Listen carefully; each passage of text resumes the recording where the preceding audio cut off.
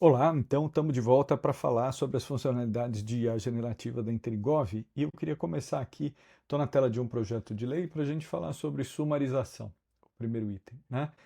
Qualquer desses botões aqui, basta você clicar e ele vai aparecer aqui do lado com uma bolinha amarela dizendo que a sumarização está em andamento, a estratégia está em construção, a tradução está sendo feita. Aqui eu tenho três já prontas, né? Então vou clicar aqui na sumarização, ele demora um tempinho para realizar, vai depender um pouco também do tamanho do projeto de lei, do texto. Então, porque a gente lê o texto integral, a gente faz algumas buscas, algumas avaliações, então tudo isso leva um tempo. Depois de um tempo ele aparece aqui com a bolinha verde indicando que ele foi concluído, né? Clicando aqui, então, eu abro o primeiro item, que é essa sumarização.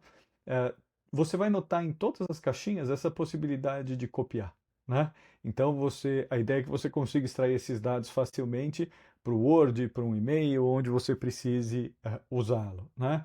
E a ideia é que você, obviamente, como é algo gerado por inteligência artificial, que você consiga reescrever, fazer suas verificações, fazer seus aprofundamentos, deixar com a sua cara também, né? Então, além dos dados da ementa, a gente traz aqui o resumo em uma linha, para aquele stakeholder que não tem muito tempo, né, que você só consegue falar com ele numa mensagem de WhatsApp. Então aqui a gente vê que a ementa fala da alteração de uma lei para destinar parcela dos royalties de petróleo para a tarifa zero do transporte coletivo. E aqui nesse resumo de uma linha, ele esclarece um pouco isso, dizendo que isso vai ser utilizando excedentes de 10 a 15% da produção, né? Então, é aquele resumo mais sintético. Aqui você tem algo um pouquinho maior já para quem tem mais tempo, aquele consultor que pode olhar um pouquinho mais no detalhe, ou aquela pessoa que tem mais interesse em olhar a minudência do projeto. Então você tem aqui também ele um pouco mais detalhado. E finalmente, para aquele analista que vai olhar tudo, vai passar tópico a tópico, você tem aqui cada um dos artigos, o que está mencionando, as alterações que são feitas, o que se diz na justificativa e assim por diante. Finalmente, a gente classifica o projeto levando em conta as classificações que estão disponíveis no Senado Federal. O Senado Federal tem uma, uma classificação de 109 possibilidades aí para você enquadrar um projeto de lei. Então a gente avalia, divide às vezes esse projeto se ele é complexo. Esse aqui é muito simples, né? Um projeto com poucos artigos. Então ele tem uma classificação só, mas se você pegar algo como a reforma tributária, por exemplo, que tem o PLP 68, que tem um monte de artigos, ele vai ter uma série de classificações. A primordial tributário, obviamente, né, legislação tributária, algo assim, mas você vai ter outras classificações porque ele também mexe com outras coisas, né? Além disso, a gente extrai entidades que são pessoas, organizações e legislação mencionada, né? Então, para você entender o que está sendo alterado ou quem são os entes mencionados no texto do projeto.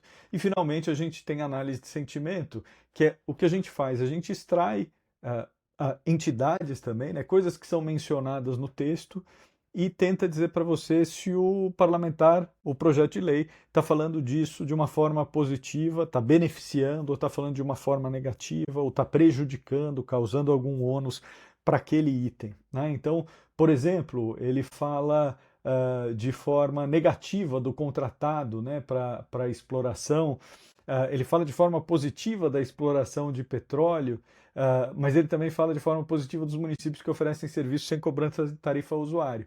E aqui, além do item, se é positivo, neutro ou negativo, também a gente indica uma taxa de confiança e também a gente diz por que a inteligência artificial entendeu que isso era positivo ou negativo, o que levou a essa conclusão, né?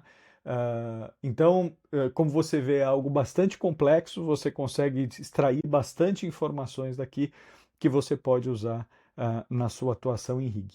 No próximo vídeo eu volto falando de perfis de parlamentares, e não esqueçam que até o final de 2025 o uso de todas as funcionalidades de IA generativa para dar aquele salto na sua atuação em RIG é completamente ilimitado e sem custo adicional. É isso aí, um abraço.